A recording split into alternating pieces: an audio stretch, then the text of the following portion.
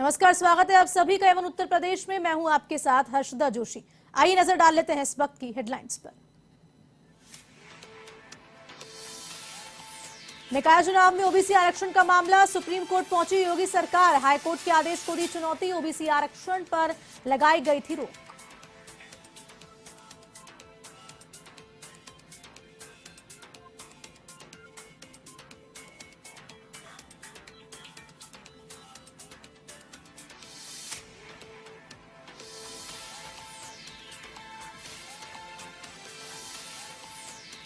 जयंत चौधरी के बाद अखिलेश यादव ने भी भारत जोड़ो यात्रा में शामिल होने से किया इनकार। नकारा कांग्रेस की ओर से निमंत्रण मिलने के दावे। बीजेपी और कांग्रेस को लिया निशाने पर।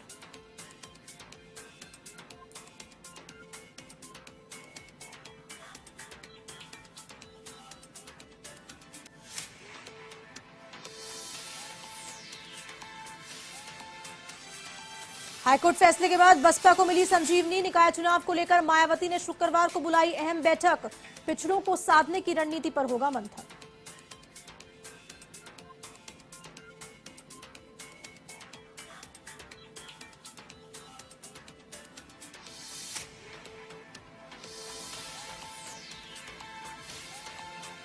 अलीगढ़ के गोंडा थाना क्षेत्र में किशोर से कुकर्म का मामला, पीड़ित के पिता ने 2 नाबालिगों पर लगाया आरोप। मेडिकल के बाद जांच में जुटी पुलिस।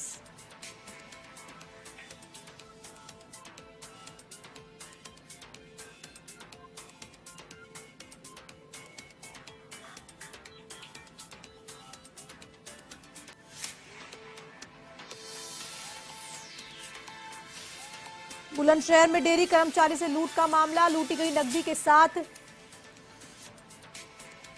4 आरोपी गिरफ्तार। डेयरी के हेल्पर की मदद से की थी लूट।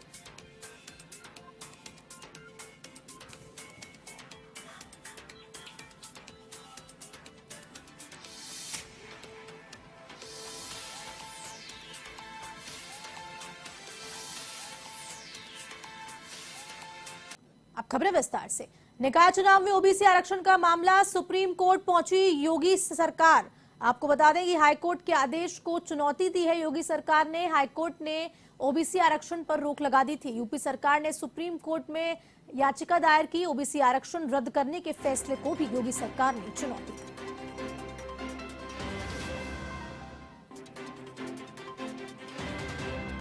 ज्यादा जानकारी के लिए फोन लाइन पर जुड़ चुके हैं UP UK state head Amrish Singh.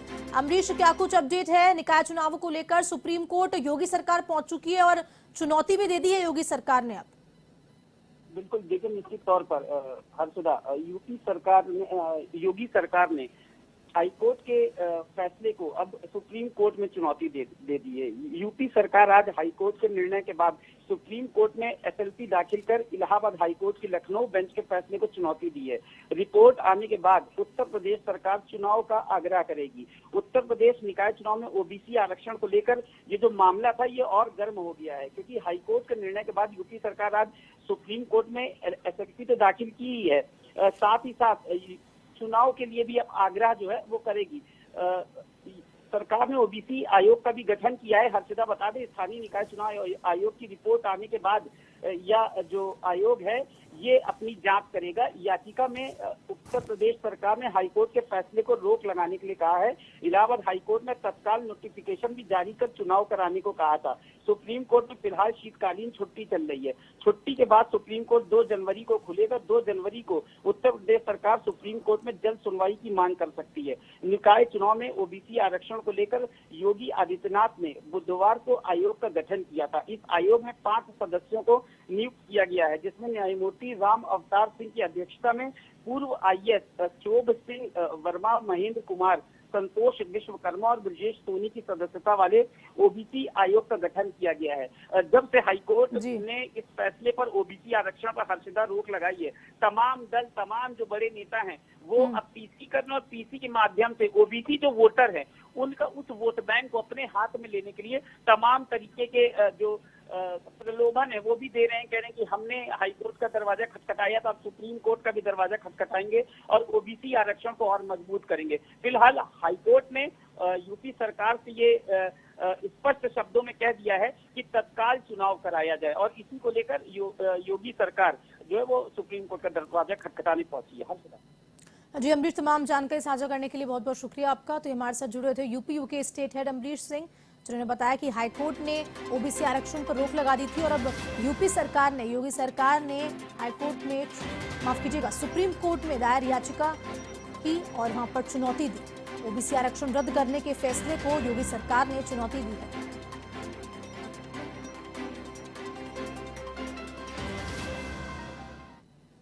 इससे पहले स्थानीय निकाय चुनाव में ओबीसी आरक्षण को लेकर छिड़ी बहस के बीच योगी सरकार ने ओबीसी आयोग का गठन कर दिया है। रिटायर्ड जज राम अवतार सिंह की अध्यक्षता में गठित आयोग में कुल 5 सदस्य होंगे। सरकार की ओर से इसे लेकर अधिसूचना भी जारी कर दी गई है। आयोग की रिपोर्ट के आधार पर ही यूपी के निकाय चुनाव में पिछड़ा वर्ग आरक्षण का निर्धारण होगा। गौरतलब यह है कि इलाहाबाद हाईकोर्ट की लखनऊ बेंच ने ओबीसी आरक्षण लागू किए बिना ही यूपी में चुनाव कराने के निर्देश सरकार को दिए थे। अब वहीं सरकार की ओर से स्पष्ट कह दिया गया था कि बिना पिछड़ा वर्ग आरक्षण के उत्तर प्रदेश में निकाय चुनाव संपन्न नहीं कराए जाएंगे। कमेटी में रिटायर्ड आईएएस चौप सिंह वर्मा, रिटायर्ड आईएएस महेंद्र कुमार, भूतपूर्व विधि परामर्शी संतोष कुमार विश्वकर्मा और पूर्व अपर विधि परामर्शी एवं अपर जिला जज ब्रिजेश कुमार सोनी को शामिल किया गया है। आयोग निकाय चुनाव में ओबीसी वर्ग को आरक्षण के लिए ट्रिपल टेस्ट पर अपनी रिपोर्ट प्रस्तुत करेगा।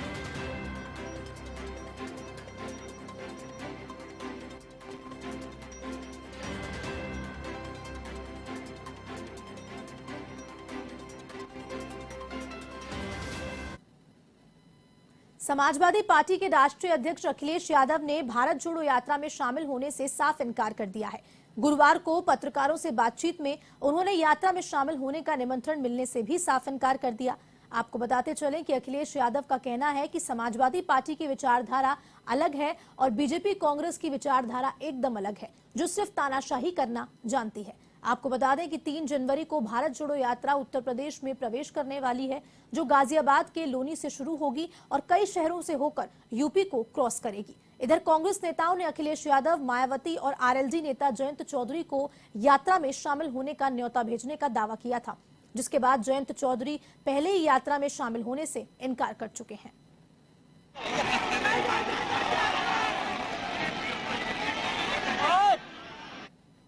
लखनऊ में कृषि मंत्री सूर्य प्रताप शाही ने प्रेस कॉन्फ्रेंस कर बताया कि प्रदेश में कृषि का 3,08,000 हेक्टेयर क्षेत्रफल बढ़ा है। वहीं कृषि क्षेत्र में इस वर्ष 3% वृद्धि हुई है और साथ ही ये भी कहा गया कि योगी सरकार के यंत्रीकरण का किसानों को फायदा मिला है।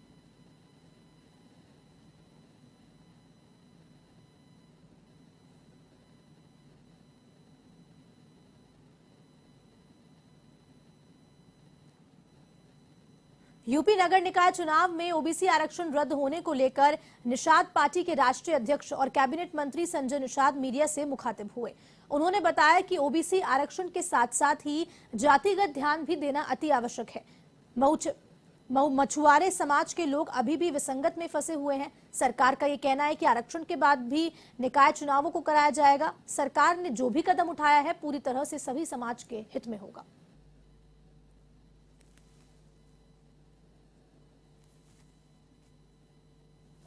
जिस तरीके से बात किया जाए ओबीसी आरक्षण को लेकर, लगातार जिससे ओबीसी आरक्षण को लेकर खलबली मची हुई है, आज हमारे साथ संजय निषाद जी हैं। आइए उनसे जानते हैं।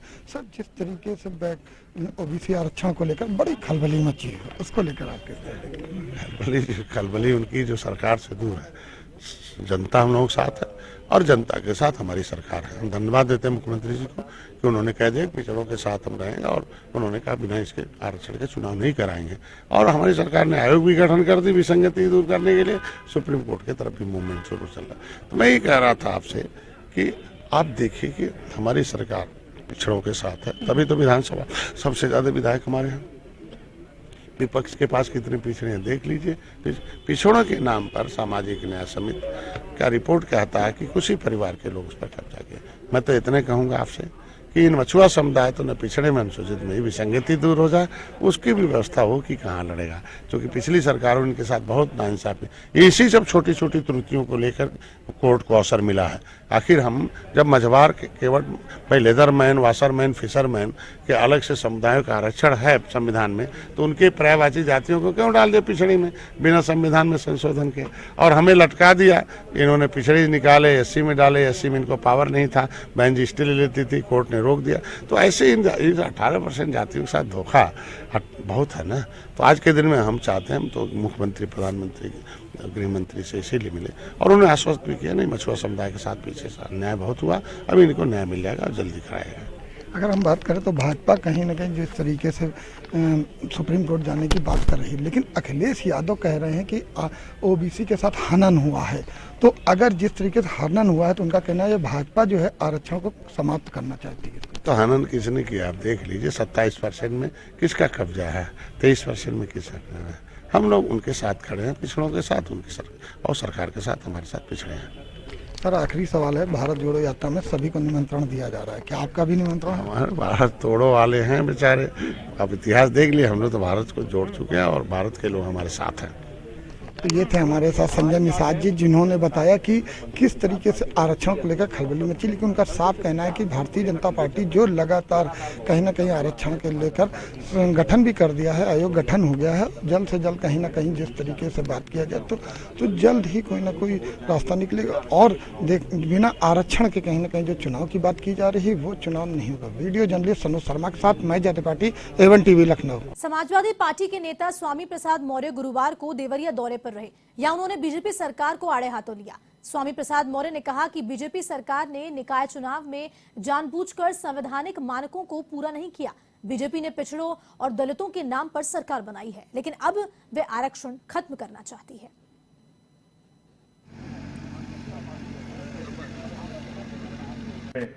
उनके परिवार जल्दी में आधी अधूरी तैयारी के साथ नगर निकाय चुनाव में अधिसूचना जारी की थी, जिसके फलस्वरूप पिछड़ी जातियों को आरक्षण से हाथ धोना पड़ा। भारतीय जनता पार्टी का आरक्षण विरोधी चेहरा जनता के बीच में उजागर हुआ है और साथ ही साथ दलितों और पिछड़ों के नाम पर सरकार बनाने वाली भाजपा सरकार जब भी सत्ता में आती है तो पिछड़ों और दलितों का सर कलम करती है। यूपी नगर निकाय चुनाव में ओबीसी आरक्षण रद्द होने के बाद अब सियासी दलों में बयानबाजी का दौर शुरू हो गया है। मामले को लेकर सुहेलदेव भारतीय समाज पार्टी के राष्ट्रीय अध्यक्ष ओम प्रकाश राजभर ने मीडिया से बात की। उनका कहना है कि पिछली सरकारों ने ओबीसी समुदाय के अधिकारों का हनन किया है और ये सरकार भी ओबीसी के साथ न्यायपूर्वक नहीं दिखाई पड़ रही।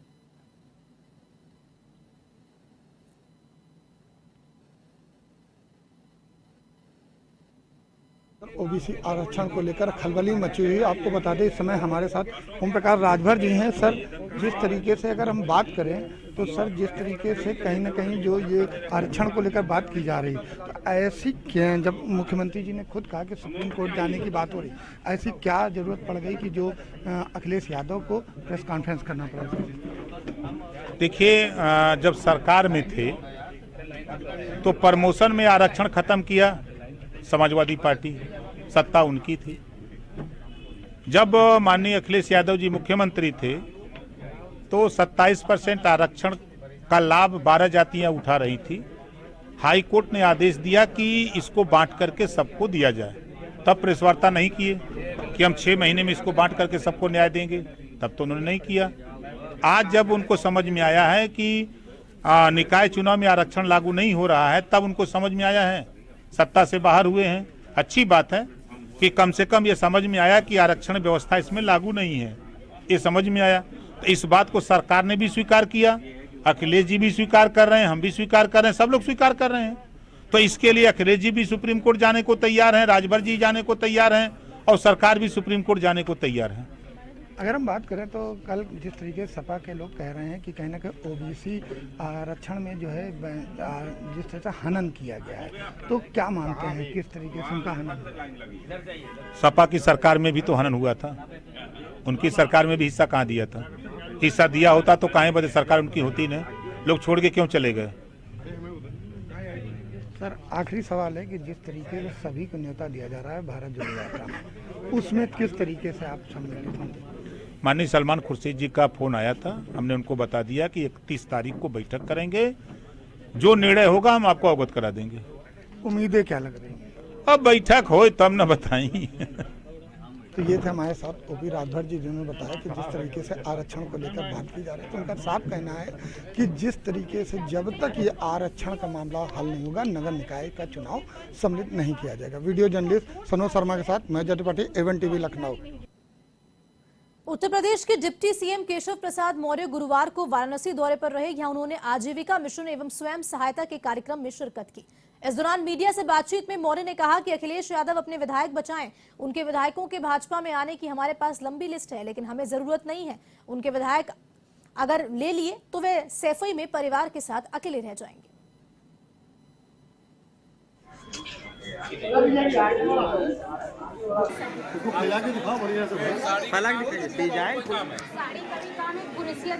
को प्रसन्न करने वाली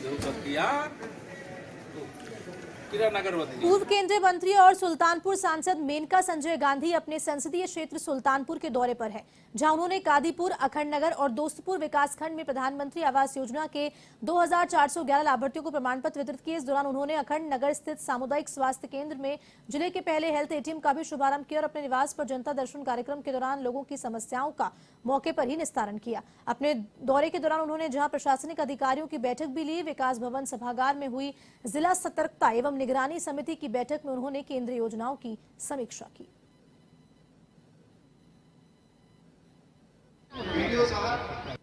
हमें घर रहने के लिए घर नहीं था, कच्चा घर था, वो भी थोड़ा जो है दिक्कतें थी, घर और गिर रहा था, बच्चे हैं, सब लोग परेशान रहते थे।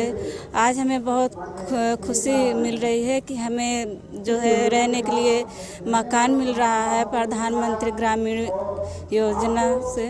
जनपद में पहला हेल्थ एटीएम अखंड नगर ब्लॉक में माननीय सांसद महोदया के द्वारा अभी उसका जो है उद्घाटन कराया गया है। इसमें टोटल 59 जांचें जो हैं वो इमीडिएट, जैसे एटीएम से आप पैसा निकालते हैं उसी तरह मशीन पे आप खड़े होंगे और उसमें जो है ब्लड सैंपल आपका लिया जाएगा। अच्छा है, एकदम से रिस्पॉन्ड किया है और ये जो आयोग बना है वो हमें उम्मीद है कि वो बहुत जल्दी अपना काम करेंगे, ताकि जब इलेक्शन हो तो सबको असली रिप्रेजेंटेशन मिल जाए।